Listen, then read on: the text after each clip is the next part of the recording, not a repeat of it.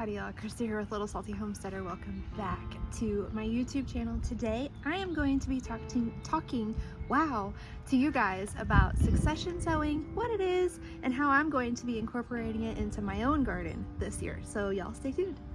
In simplest terms, succession sowing means planting continuous rounds of seeds into the garden. This ensures that you are harvesting for a longer period of time and maximizing the garden returns from the hard work that you put into it. While it is exciting to see 25 heads of broccoli all form at once, it is often not practical for a home gardener to plant it all at the same time unless a proper plan for processing and preserving has been put into place. If fresh eating is more your speed, planting a few broccoli plants every few weeks might make a little bit more sense. Quick growing crops like radishes and beets are also good candidates for succession sowing because every few weeks a new harvest rolls in, keeping you and your family stocked up on fresh food. Zucchini and yellow squash can be succession sown in an effort to thwart squash bugs and squash vine borers, especially in the south here, where we have a long growing season and squash pests run rampant.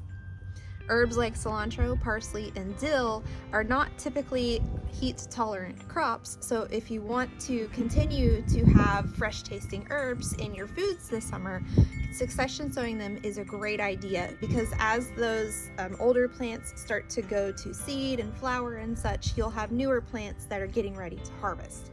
A bonus of succession sowing your herbs like this is that oftentimes dill, parsley, and cilantro will attract in beneficial insects that will harm the kind of icky bugs that we don't want to see in our garden. So succession sowing your herbs acts as a great pest control solution because those beneficial bugs can live on the older plants while you're harvesting your newer ones.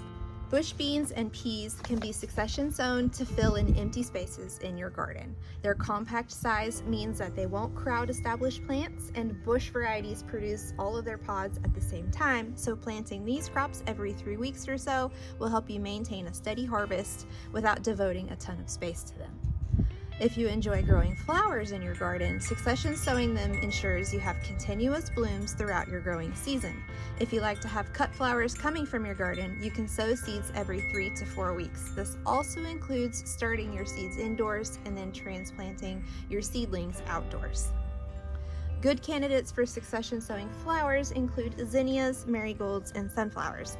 Zinnias especially are a good candidate for succession sowing because here in the south, especially here in Texas where it is incredibly humid and kind of swampy out, the zinnias will oftentimes fall prey to powdery mildew, which eventually will make the plant too sick to thrive and it will die off. So having new plants to replace the old ones will ensure that you have long-lasting blooms all the way up until your first frost.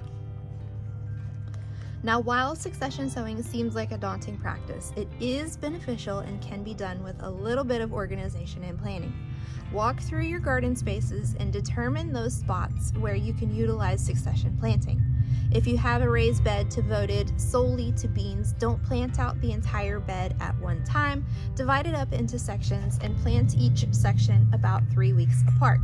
This will ensure that as those original plants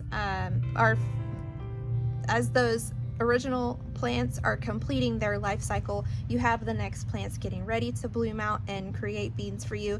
And then you can also rip out those original plants that have been spent and they're done, and you can plant new ones and just keep the cycle going until your growing season is complete.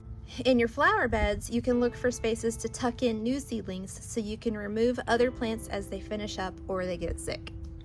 For other spaces in your garden, think about what plants are going to be harvested and what you can replace them with. Keeping seeds consistently sown in your spaces will help you fill your pantries and your bellies. So now let's go ahead and take a walk through my garden and talk about how I'm going to be utilizing succession sowing throughout the entire growing space. Let's start over here in the tomato patch because there's several crops that are growing in here currently that will eventually need to come out, and I can replace them with new things. So in these 2 beds, I have onions.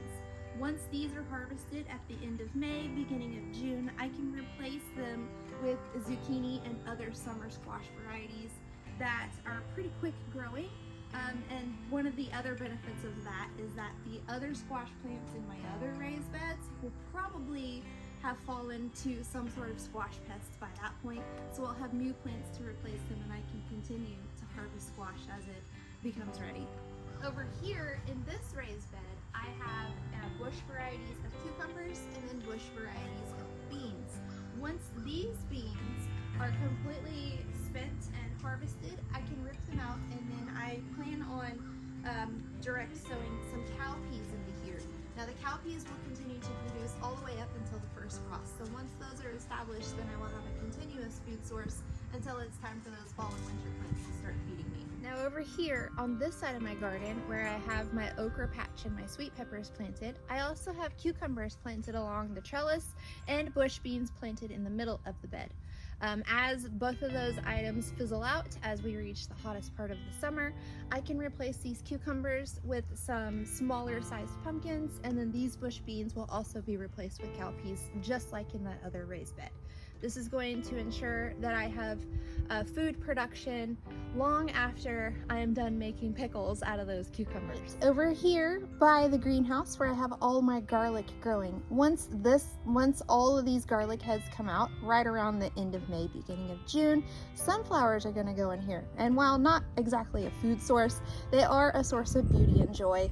So while I'm not maximizing food production over here, I am maximizing smiles. And then, of course, I have my flower bed where I have several annuals that are planted, including these snapdragons here, and then zinnias planted all down the length of the bed. So my plan is to go ahead and start some heat-tolerant summer annuals here within the next week or two. That way, in a few weeks, I can start to plant them into empty spaces in between these zinnias here, and then over here between the snapdragons. That way, as these items fizzle out, or as these items get sick, I will have new plants already established and taking their place. And that's going to continue to be the plan all the way down this flower bed here. Now that kind of takes care of the succession sowing in terms of the spring and summer garden, but for the fall, what I plan on doing is spacing out my sowing of the broccoli, cauliflower, and cabbage seeds, and those I will typically start and then transplant out. I'm just not going to start all that I want to harvest at one time. I'll space it out every few weeks and then transplant them out every few weeks. That way I'm harvesting fresh broccoli whenever I need it in the house for whatever meal I'm preparing it for.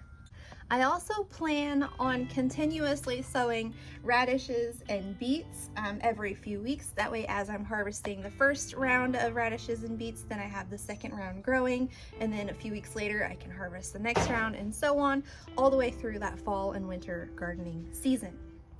Now, in those beds where I will have the cowpeas growing, as those fizzle out, once that first frost happens, my plan at the moment is to sow out leafy greens and lettuces to kind of fill in those spaces at varying intervals. That way I will continue to have fresh salads all throughout the winter without having to buy that stuff from the store, because I don't know if you guys have seen lettuce prices lately, but Lord have mercy. I do hope that this video has helped kind of simplify succession sowing, what it is and how you can use it within your own growing spaces.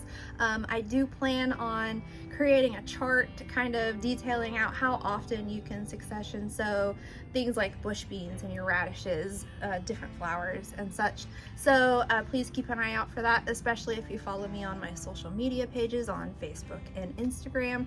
Little Salty Homesteader on there as well. Otherwise, if you found today's video helpful and you want to see more breakdowns of basic gardening concepts, please feel free to like, subscribe, comment, do all those different YouTube-y things. But until next time, go find a way to get those garden manicures. Bye!